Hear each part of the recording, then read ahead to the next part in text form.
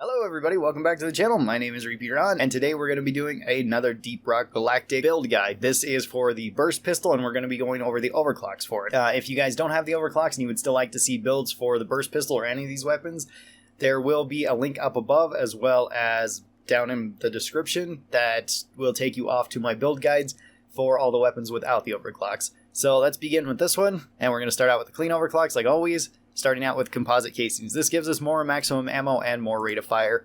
This one I usually take with any of my regular builds that I take with the burst pistol. Honestly, all of the tier 1 options are pretty good, and I switch between them quite frequently. If I want more damage, I can go with the high velocity rounds. If I want less spread and a better shot pattern, then I go with floating barrel. And if I want to punch through enemies, I can go with blow-through rounds. I usually go with floating barrel here because I just like the increased spread, or the decreased spread and the decreased spread per shot. In Tier 2, once again, you have some pretty good options here. I usually go with the recoil dampener here in Tier 2, just so that it's a little bit easier for me to keep the gun on target, for the same reason that I took Tier 1.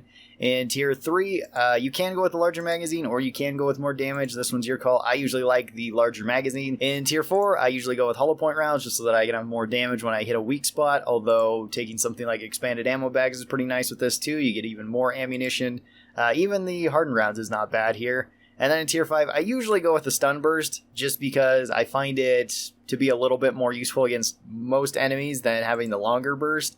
Longer burst isn't bad though, because if you can hit all your shots, you double your overall damage. Our other clean overclock is full chamber seal. This one just gives us more damage and a faster reload time by a little bit, which is pretty nice. You could even go with a faster reload time if you want on Tier 2. You could run the exact same build that I just put here. This will just give you a little bit more consistent damage, or you could go with even more damage. Either way, these aren't really going to hit certain breakpoints. They're not going to be able to kill a grunt if you're running this. If you're running the longer bursts, then you can. This just makes the gun feel a little bit better, but I honestly don't really use full chamber seal all that much. Next we have compact mags. This gives us more ammunition, lower rate of fire, and a little bit longer reload. So for this one, I do like to take the faster reloads just so that I can negate the longer reload of it, because having that longer reload does noticeably take a while longer. For Tier 1, I usually still keep the floating barrel just so that I can have less spread, but either any of the Tier 1s are really good.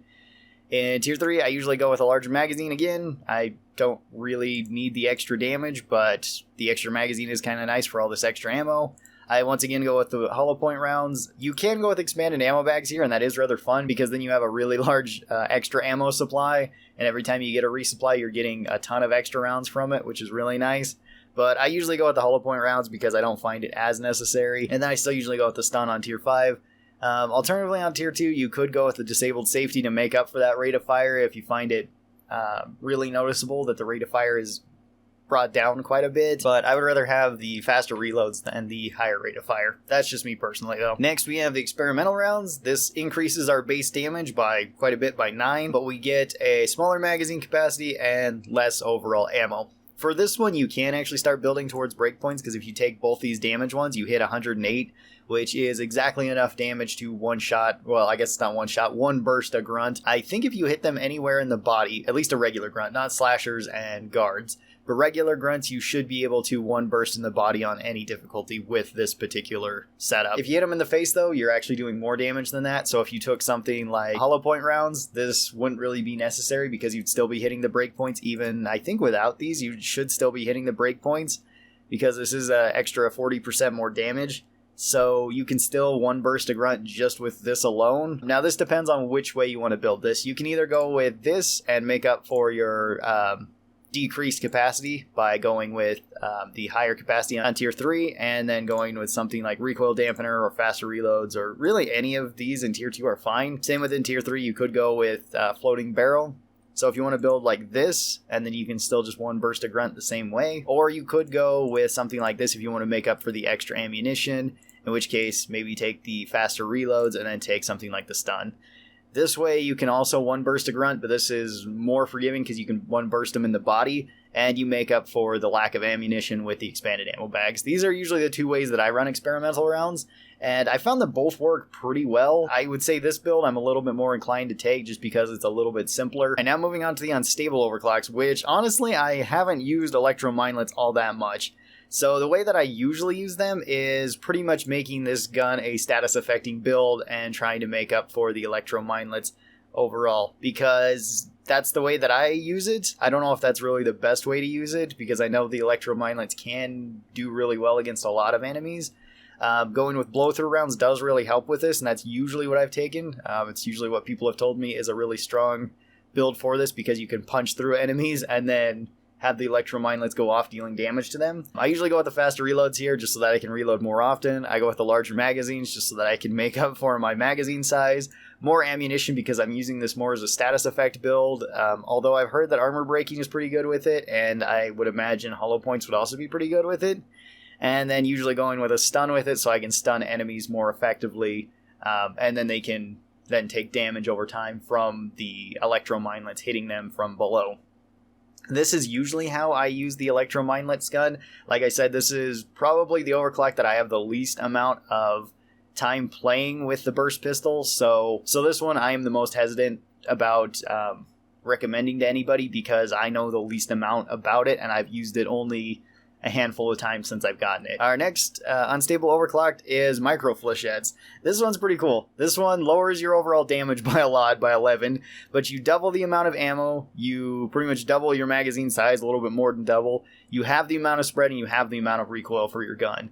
This one, I've used it in two different ways, and honestly I think I like the second way better. The first way was just trying to make up for all these weaknesses, so pretty much just trying to take the damage and increase it a bit more, take something like hollow point rounds, take longer bursts, and then take something like, any of these work just fine. I would usually go with the disabled safety or the faster reloads, one of these two, just so that I could do more damage per second and that I could kill enemies more efficiently. And I found that if I hit all 6 rounds on a weak spot on something like a grunt, or even like 2 rounds on a grunt and then the other 4 into the body, I would usually kill them with 1 burst, which is pretty nice for the burst pistol, but I felt like I wasn't really making the most advantage of my maximum ammo that I got from this, or the recoil reduction, or the base spread. I found this one was just kind of making the pistol back to what it was, but using it a little bit differently, and I found that that wasn't super useful. So with my second build, is more of a status affecting build. In tier 1,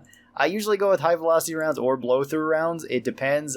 If I'm feeling like I can stun multiple enemies, because we're going to be taking the tier 5 stun, then blow through rounds works really well, because you can punch through and potentially stun 2 enemies with the same burst. Otherwise, the high velocity rounds also work. In tier 2, I usually go with the quickfire ejector just so that I can reload quicker, and these other two don't make so much of a difference because we already have recoil reduction. We don't necessarily need more of it. And disabled safety, you don't really need the faster rate of fire. In tier 3, I usually just go with increased caliber rounds because I don't really see the need for a high capacity magazine. We already have a really high capacity magazine. I don't think we need more of it, but you could take it if you want. Expanded ammo bags in tier 4, that way I just get even more ammo. And then we go with burst stun on tier 5. This way we can stun potentially up to 2 enemies every time we burst out something. So let's move on to the next overclock, which I think is the last one. Yes, it's lead spray. This gives you way more damage, by 10.5 more damage, so we go up to 31.5, but we get a huge amount of base spread. We go up by 300% more spread, so we have 400% base spread. This is pretty fun to be using this at very close range against large enemies because